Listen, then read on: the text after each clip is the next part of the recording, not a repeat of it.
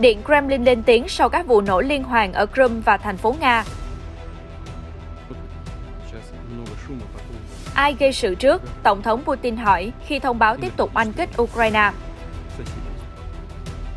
Nhà ngoại giao Nga cho rằng Mỹ và NATO dọn đường cho Ukraine tấn công 3 sân bay của Moscow. Phe ly khai tuyên bố mỗi ngày Ukraine chuyển hàng trăm quân tới Bakhmut để bù đắp tổn thất lớn. Quan chức thân Nga cho biết người dân ồ ạt di tản từ Kharkiv qua bên kia biên giới. Nga, Mỹ chưa ngừng lại nỗ lực sau vụ trao đổi tù nhân Pout và Griner. Tổng thống Nga sẽ thảo luận về thị trường khí đốt tại thượng đỉnh ở Kyrgyzstan. Tin tức khác, tại Peru, người biểu tình đụng độ cảnh sát yêu cầu phóng thích cựu tổng thống Castillo. Đường phố Hà Lan phủ sắc cam trước trận đấu cam go với tuyển Argentina. Tất cả sẽ được cập nhật ngay sau đây.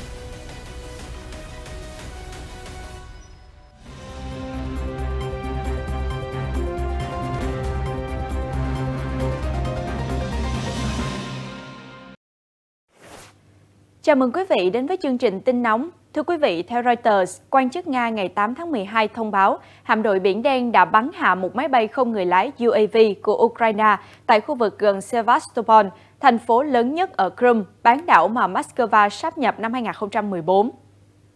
Cụ thể, người đứng đầu chính quyền do Nga bổ nhiệm ở Sevastopol, ông Mikhail Razvozaev cho biết, sáng ngày 8 tháng 12, một tàu chiến thuộc hạm đội Biển Đen đã bắn hạ UAV ở ngoài khơi. Newsweek cho hay, Điện Kremlin đã lên tiếng ngay khi có báo cáo về vụ bắn hạ UAV ở Sevastopol, cũng như ghi nhận thêm một vụ nổ vào sáng ngày 8 tháng 12 ở thành phố Belgorod của Nga, giáp biên giới Ukraine. Phát ngôn viên Điện Kremlin, ông Dmitry Peskov nói ngắn gọn với báo chí ngày 8 tháng 12, hiện nhiều khu vực đang đối mặt với nguy cơ nhất định vì phía Ukraine tiếp tục thực hiện chính sách tấn công cực đoan một cách có tổ chức. Dù vậy, theo thông tin mà chúng tôi nắm được, các địa phương đã có biện pháp đối phó hiệu quả. Newsweek dẫn nguồn tin địa phương cho biết, người dân tỉnh Belgorod của Nga đã báo cáo tiếng nổ lớn vào sáng ngày 8 tháng 12. Tiếp đó, một quả cầu lửa khổng lồ xuất hiện ở huyện Yakovlevsky, cột khói đen bốc cao lên bầu trời.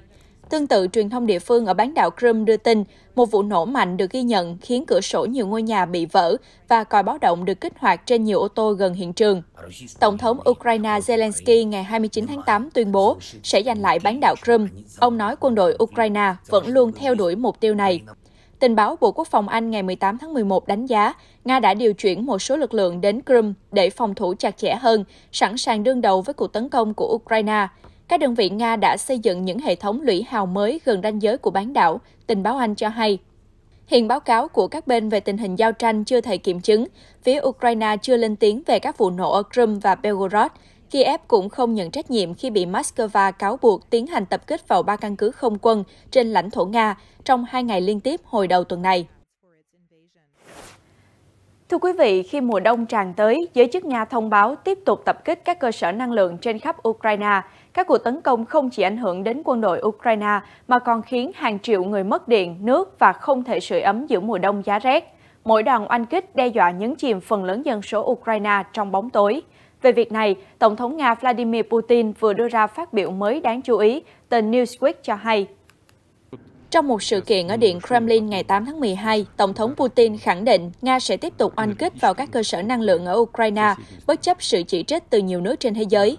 Tổng thống Putin phát biểu, hiện giờ có nhiều lời lẽ ồn ào về các vụ tập kích của chúng tôi nhằm vào cơ sở hạ tầng năng lượng của một nước hàng xóm. Đúng vậy, chúng tôi đã làm điều đó, nhưng ai bắt đầu mọi thứ trước? Ai đã tấn công cầu Crimea? Ai đã làm nổ tung đường dây tải điện dẫn tới nhà máy điện hạt nhân ở Kursk? Ai đã chặn nguồn cung cấp nước tới Donetsk? Việc không cung cấp nước cho một thành phố hơn 1 triệu dân là hành vi diệt chủng. Không một ai nói lời nào về những chuyện này, hoàn toàn chỉ có im lặng. Nhưng ngay khi chúng tôi hành động và đưa ra biện pháp đáp trả, họ đã gào thét lên để toàn bộ vũ trụ đều nghe thấy. Bước lên phía trước 2 bước, ông Putin nói tiếp, điều đó sẽ không cản trở các nhiệm vụ tấn công của chúng ta và tôi muốn cảm ơn tất cả mọi người, những người có mặt ở đây và anh em của chúng ta ở nơi tiền phương đã dốc sức cho các sứ mệnh của chúng ta. Xin cảm ơn rất nhiều và chúc mừng một lần nữa cho các thành quả cao quý này, ông Putin tuyên bố và nâng ly ở Điện Kremlin. Trong khi đó, ở Ukraine, Reuters dẫn lời một quan chức cho biết, hiện quốc gia này thiếu hụt nguồn cung điện ở tất cả mọi tỉnh thành.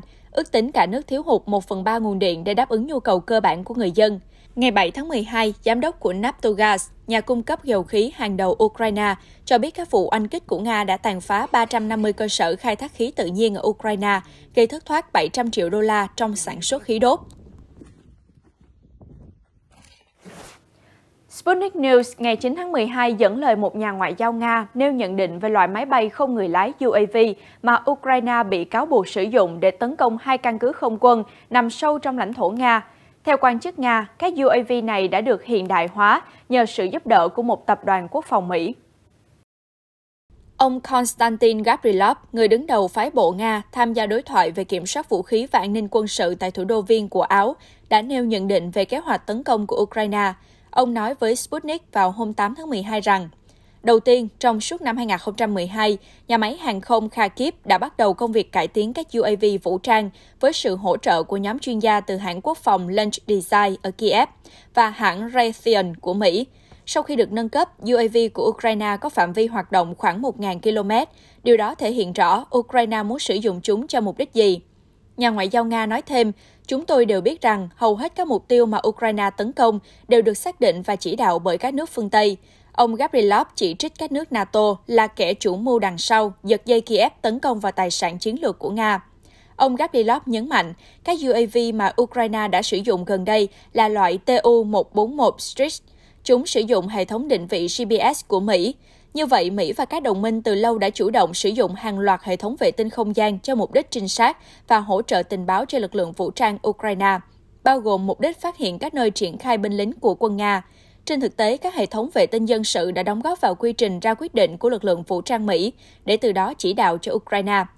Theo ông Gavrilov, các thành viên NATO hoàn toàn không lo ngại các vụ tấn công trên lãnh thổ Nga sẽ tạo nên nguy cơ lớn với việc sử dụng vệ tinh không gian một cách hòa bình, cũng như có thể làm lung lay nền tảng pháp lý quốc tế của những hệ thống này.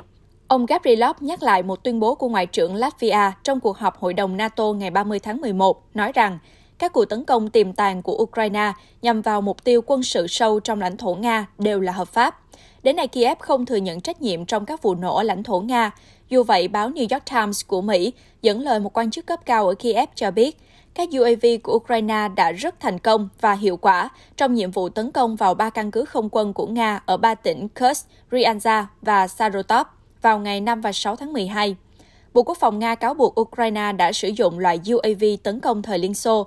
Lực lượng phòng không Nga đã đánh chặn các UAV, nhưng mảnh vỡ của chúng khiến 3 quân nhân thiệt mạng và 4 người khác bị thương ở Ryazan và Saratov vào hôm 5 tháng 12.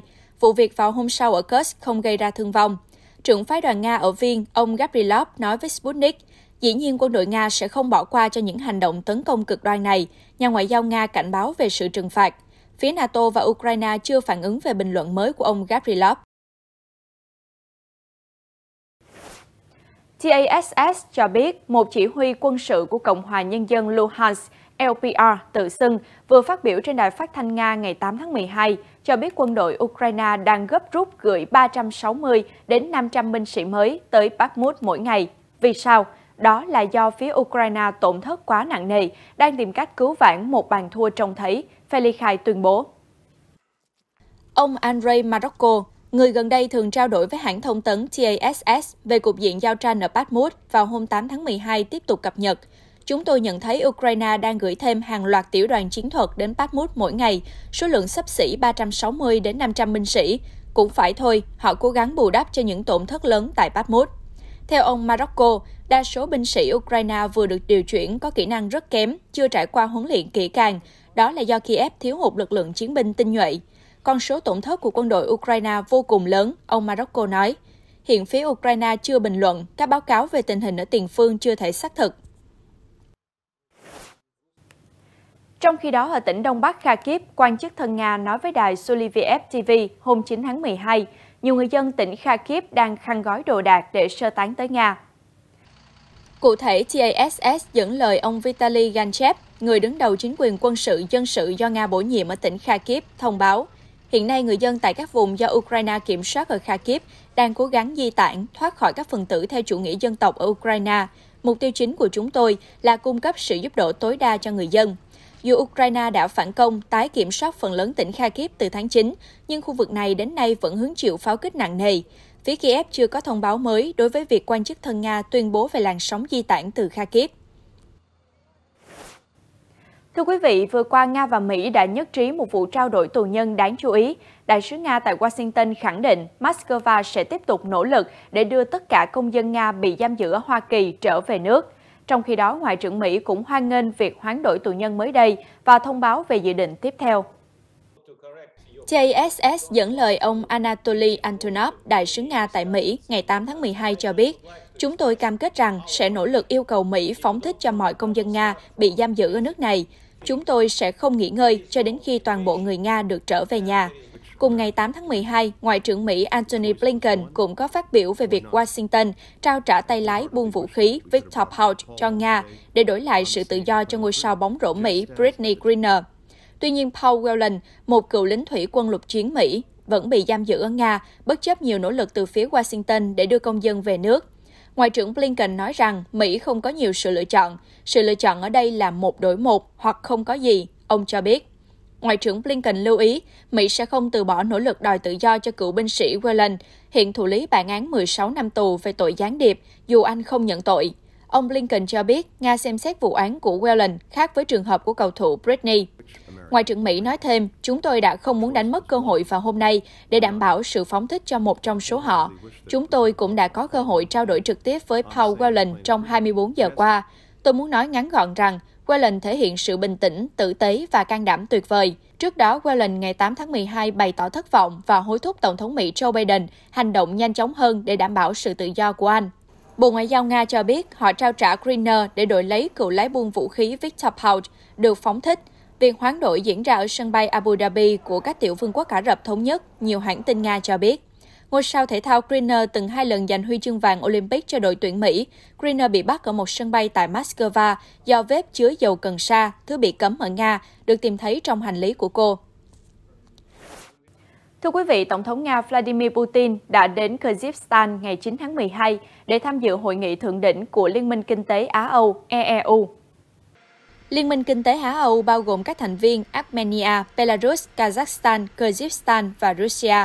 Theo Reuters, ông Yuri Ushakov, cố vấn về chính sách đối ngoại cho Tổng thống Putin, đã trao đổi với báo chí ngày 8 tháng 12 cho biết các nhà lãnh đạo sẽ thảo luận về một thị trường khí đốt thống nhất ở khu vực trong một cuộc họp thượng đỉnh lần này. Nga hồi tháng trước cho hay họ đang thảo luận về thành lập liên minh khí đốt với Kazakhstan và Uzbekistan để tăng cường vận chuyển khí tự nhiên giữa 3 quốc gia, cũng như để xuất khẩu sang các bên mua khác như Trung Quốc. Reuters đưa tin từ năm 2023, Croatia sẽ là thành viên thứ 27 của khối Schengen, khu vực đi lại tự do lớn nhất thế giới. Đây là kết quả sau những cuộc đàm phán căng thẳng giữa quan chức Bộ Nội vụ các nước tại Brussels. Croatia đã nhận được sự chấp thuận để tham gia khối Schengen hôm 8 tháng 12. Tuy nhiên, Bulgaria và Romania phải chờ đợi thêm khi Áo phủ quyết quyền gia nhập của hai nước này, lấy lý do lo ngại về tình trạng nhập cư gia tăng. Khối Schengen là khu vực đi lại tự do lớn nhất thế giới, với quy định không kiểm tra tại biên giới các quốc gia thành viên. Đây được xem là một trong những thành tựu hàng đầu trong quá trình hội nhập châu Âu. Theo quy định, việc gia nhập khối cần có sự ủng hộ nhất trí từ tất cả các thành viên, gồm 22 quốc gia thuộc Liên minh châu Âu cùng với Liechtenstein, Iceland, Na Uy và Thụy Sĩ.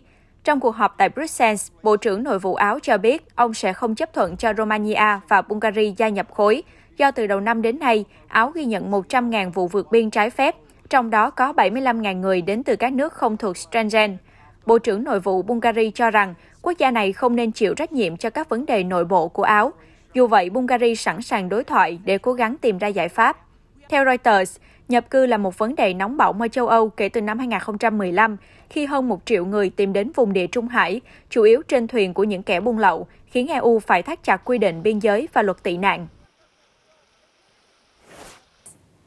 Thưa quý vị, Peru đã chọn được người kế nhiệm sau khi cựu Tổng thống Pedro Castillo bị phế truất. Tuy nhiên, tình hình an ninh tại quốc gia này vẫn chưa được cải thiện. Làn sóng biểu tình phản đối khiến căng thẳng tiếp tục leo thang. Theo Reuters, những người biểu tình ủng hộ cựu Tổng thống Peru Pedro Castillo đã đụng độ với cảnh sát chống bạo động hôm 8 tháng 12 ở bên ngoài trụ sở Quốc hội. Cùng lúc đó, hàng chục người tụ tập bên ngoài nơi ông Castillo bị giam giữ. Theo phán quyết của tòa, cựu Tổng thống bị giam ít nhất 7 ngày để điều tra về tội âm mưu nổi loạn. Theo Reuters, ông Castillo là một cựu giáo viên và nhà hoạt động công đoàn. Ông giành được chiến thắng xích sao trong cuộc bầu cử năm 2021 nhờ sự ủng hộ của các cử tri nghèo bản địa và ở vùng nông thôn. Ông Castillo đánh mất quyền lực hôm 7 tháng 12, gây thêm hỗn loạn cho nền chính trị đầy biến động của Peru trong những năm gần đây. Quốc gia Nam Mỹ này đã có 5 tổng thống trong vòng 5 năm và tất cả đều không thể hoàn thành nhiệm kỳ. Hàng loạt ô tô đã chìm nổi trong dòng lũ ở thành phố Lisbon, Bồ Đào Nha, theo Reuters. Giới chức cũng đã ban hành cảnh báo lũ khi dòng nước dâng cao tới mức nguy hiểm. Theo Reuters, người dân thủ đô Lisbon được khuyến cáo ở trong nhà khi mưa lớn khiến ít nhất một người thiệt mạng. Dòng lũ còn cuốn trôi ô tô và làm ngập một số tòa nhà. Một video do người dân địa phương đăng lên mạng xã hội cho thấy các mảnh vỡ và một thùng rác lớn trôi nổi trên một con phố ngập nước ở khu vực Anges, cách Lisbon không xa. Đoạn video được quay từ cửa sổ phía trên cao cũng ghi lại khoảnh khắc một chiếc ô tô nhỏ màu trắng bị cuốn đi trong dòng nước xiết. Trong một cuộc họp báo sau đó, chỉ huy lực lượng bảo vệ dân sự Andre Fernandes cho biết, một phụ nữ 55 tuổi đã thiệt mạng ở Anges do tầng hầm của gia đình bị ngập nước. Chồng cô cũng có mặt tại hiện trường nhưng đã được giải cứu an toàn. Thưa quý vị, các thợ lặn Tây Ban Nha ngày 6 tháng 12 đã giải cứu cho một con cá nhóm voi, loài cá lớn nhất dưới đại dương. Con vật bị mắc kẹt trong lưới đánh bắt cá ngừ ở vùng biển ngoài khơi thành phố tự trị Ceuta. Đoạn phim quay dưới nước công bố ngày 8 tháng 12 cho thấy các thợ lặn từ Trung tâm Nghiên cứu và Bảo tồn Động vật biển Ceuta và các tình nguyện viên khác đang nỗ lực giải cứu con cá nhắm voi. Chủ tịch của Trung tâm Nghiên cứu Juan Carlos Rivas cho biết, con vật đã mắc kẹt trong những tấm lưới đang chéo vào nhau ở gần eo biển Gibraltar, nơi cá ngừ bơi qua Địa Trung Hải. Các thợ lặn mất khoảng 4 giờ để kéo lưới và thả con cá nhắm voi, vốn thường sống ở vùng biển nhiệt đới. Cá nhắm voi là loài cá mập lớn nhất, cũng là loài cá lớn nhất trên thế giới hiện nay. Theo Tổ chức Quốc tế về Bảo tồn Thiên nhiên, cá nhắm voi là loài có nguy cơ tuyệt chủng. Chúng ăn sinh vật phù du và phải di chuyển quãng đường dài để có thể tìm đủ thức ăn để duy trì kích thước khổng lồ của mình và để sinh sản. Thông qua giám sát sự phân bố của cá mập voi, giới khoa học có thể biết được khái quát về sự hiện diện của sinh vật phù du và tình trạng chung của các đại dương.